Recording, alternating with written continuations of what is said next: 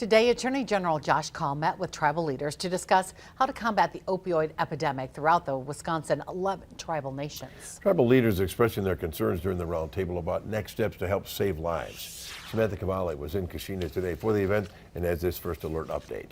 The opioid epidemic is a continuing problem across the country, and it's hitting tribal communities even harder. Overdose death rate in 2021 among Native Americans was nearly 3 times as high as the overdose rate in the rest of the state. The Wisconsin Department of Health Services awarding $8 million for opioid treatment services to tribal nations. The United Tribal Chairman says they are in the planning phases of creating a treatment center for opioid addiction. When people are really thinking about making that change in their life and their decisions that they're making, we need to be there at that second to be able to hold their hand and get them to that next step in that recovery. The Menominee tribe will receive more than $330,000 from the Department of Health Services. But Chairperson Gina Kakak says no amount of money may ever be enough. No matter how much work and how much time and services that we put into it, we're struggling trying to fight this epidemic with our people. She says they have one of the highest opioid death rates among tribal nations and rank the lowest in the state in healthcare outcomes.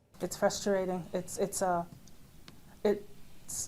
nothing that a council or a department or a director can handle. This is a community issue that we need to address. In December, Action 2 News reported on 3 overdoses, including 1 death in the Menominee Tribal Jail. We received numerous calls and emails from concerned community members about this issue. When asked about the concerns, Kakak tells us tribal leaders took action and are looking to strengthen their own laws, plus invest in a body scanner to keep drugs out of the jail.